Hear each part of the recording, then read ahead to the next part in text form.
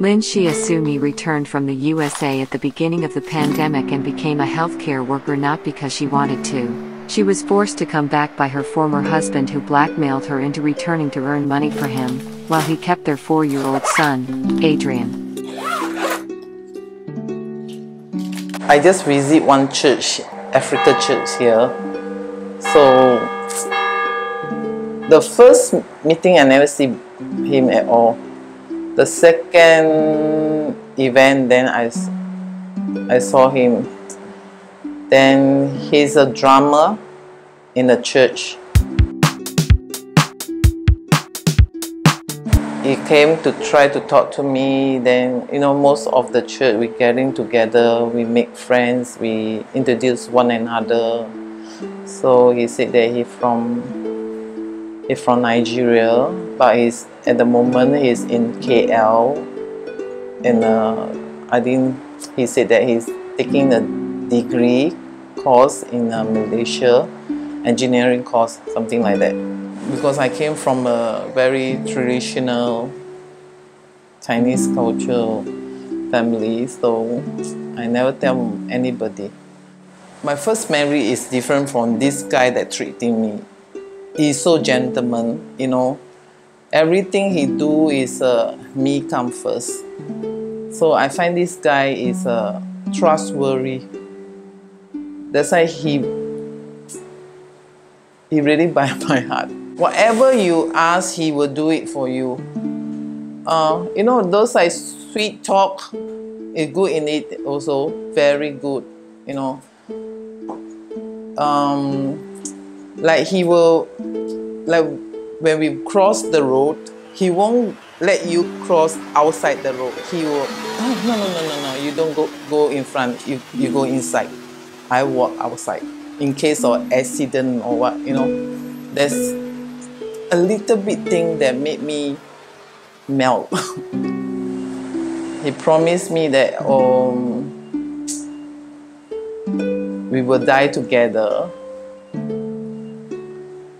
He promised that whatever he did is because of our future. He always said this word, it's because my future. Almost 6 months I know him. He already told me that he want to marry me. When he asked me to go to hear the registered marriage, you know, Singapore is not easy. You have to like take a date, make an appointment, the date, then then he can't wait. That's why he said that he changed his mind. We need to go and marry in Nigeria. I registered in Nigeria. I think it's 2009. On the May, we go Nigeria and marry. I don't know why that time I never noticed a lot of things. You know, that's what when I know him, he told me that, hey, why he never mentioned marry in Malaysia? That I'm so now I think about, yeah. How come the other time I never think about why not Malaysia? Why must go Nigeria? If Singapore cannot, we can marry in Malaysia, right? That's why I also never think about that. Maybe he want quickly register so that he can came to Singapore. Normally when you marry a Singaporean can help him to apply long-term pass, but reject. I tried many times. They reject him. When he's in the US, I came back to Singapore. At first, I want to come back to Singapore to give birth my son here. So last minute, he told me that, oh, like a fake marriage, okay, you just pay the lady. So that when he take the citizenship, he will come back to me and remarry me again. First, I'm very, very angry. I don't want his plan like that, you know. Then later on, I went back. Got one night, you know, I suspect a woman text him, so I quarreled with him. Then I shouted. I said, I want to go back. I want to go back to Singapore. say I want to go back Singapore. It's all for good. Why are you not listening? No, I want to go back. I want to go back. I say I want to go back Singapore. I say I want to go back Singapore. Then he scared me shout. Who he sent you? You want my friend to hear? Huh? And now that time I'm pregnant. I scared my baby will, somehow something will happen to my baby. I say no. I said let me go. I will report the police. Let me go. Stop it. Stop it.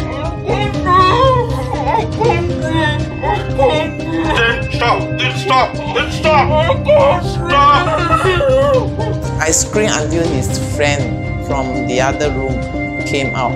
The friend said, what happened? They speak their own language, but I roughly know the slang, asking what happened. Then he said, isn't it you want him to hear we are fighting? That means we are quarreling, Then the friend saw him press my mouth like that.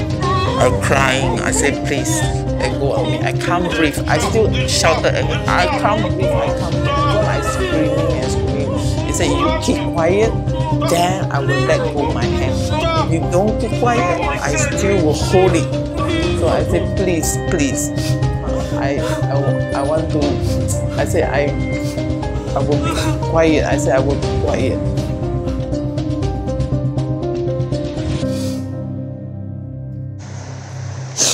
He took all the money that I bring to Texas. He took everything. He kept the passport for me.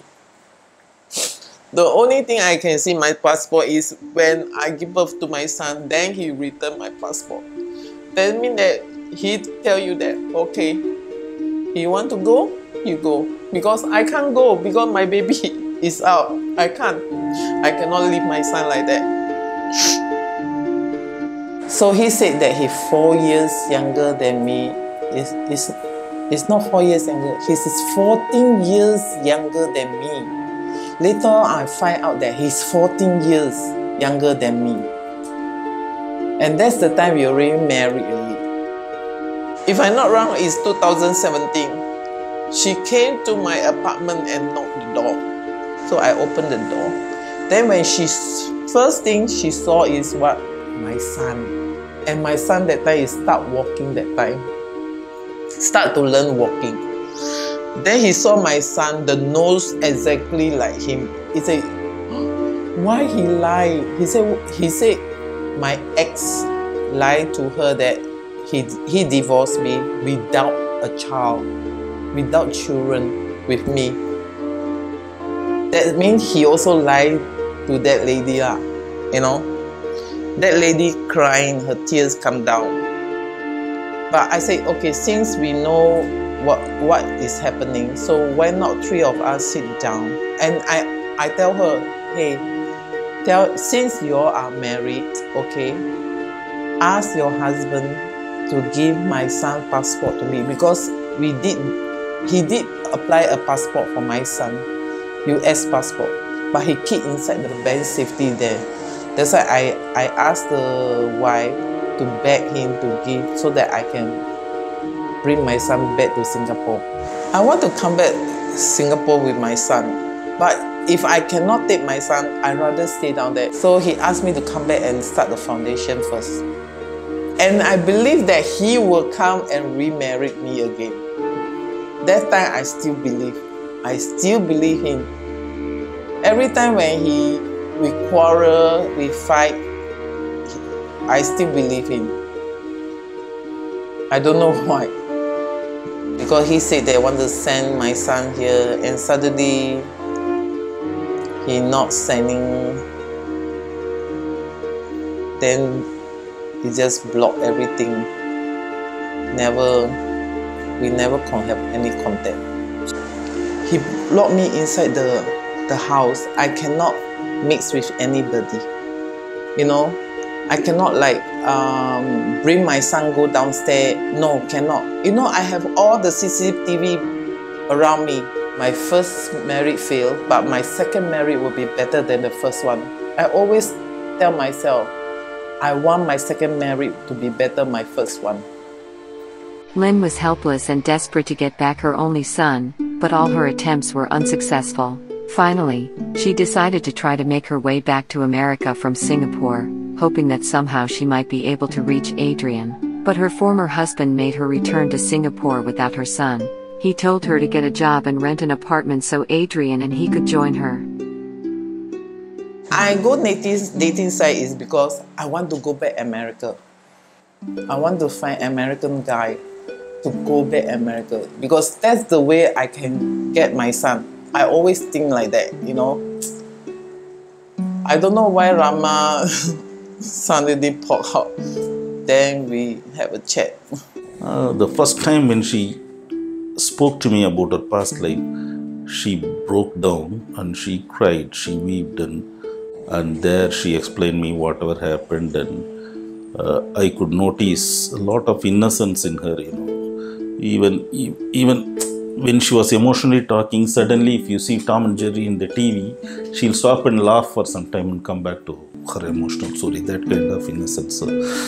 So also I knew that she has some psychiatric treatment, and also the parent support is little bit less now, and so I offered her to come and stay with me. Encouraged me like, okay, I can do it, my job. Even I said, hey, I want to take some course. He said, yeah, you go and try, you know. Go and try and take some course for yourself. Because I always think that I'm not capable anything, I'm not good in anything. But he always encouraged me to do that.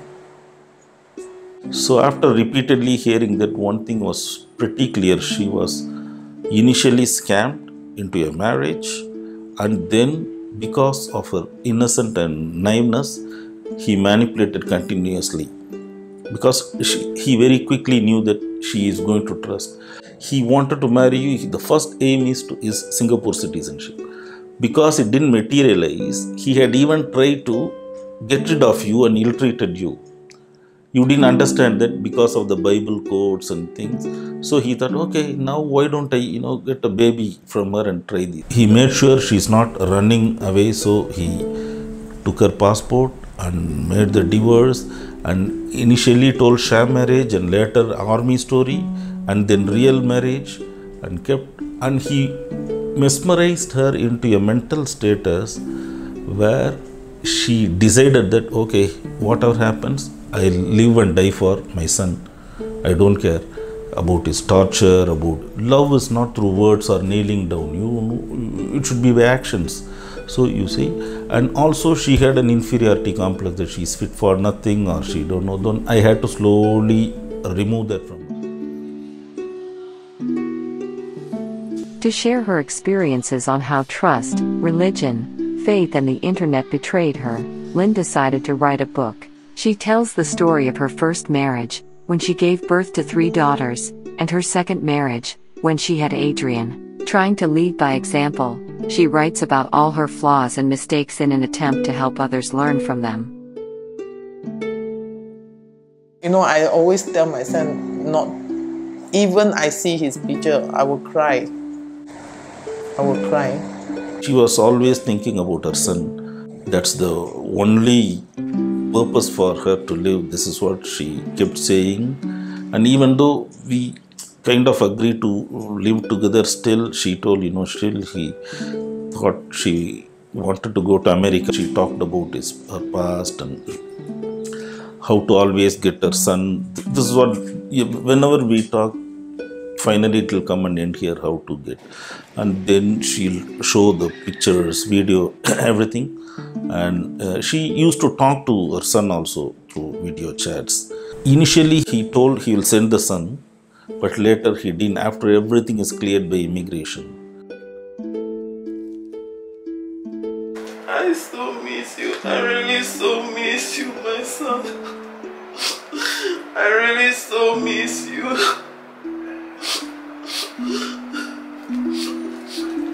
I really so miss you. I can't live without you, my son. I really can't live without you. Her book tells her poignant story about how she tried to rebuild her ruined life, learn from her, and also help to support her so she can be reunited with her son whom she misses terribly. We have to bring the son, at least make a solid attempt.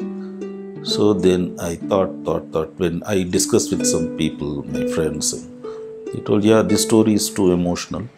So we'll put it in the book, put our emotions and try to help her.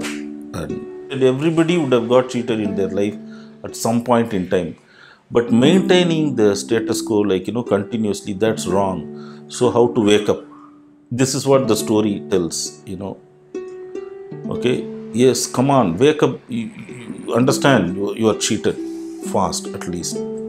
Even if you are born and brought up in a developed nation in Singapore, it's possible to undergo these kind of scams and cheating, especially when you are desperate and vulnerable.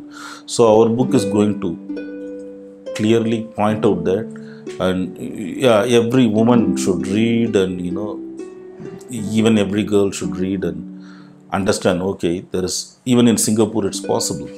I hope that the book will can bring my son to Singapore also, and I hope that those women, young women,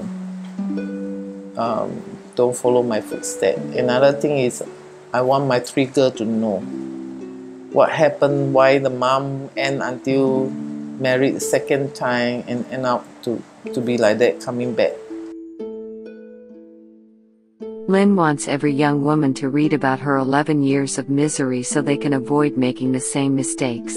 We are all born innocent, and life is not always a bed of roses. Her story needed to be told and heard, as anyone can be vulnerable, even those born and raised in a developed nation.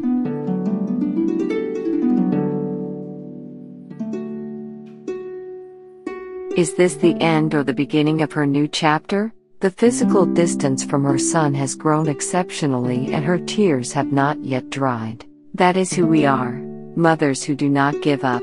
Mommy so miss you. Mommy so miss you. I can't live without you, my son.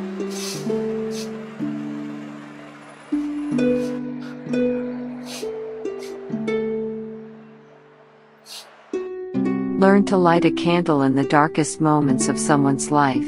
Be the light that helps others see.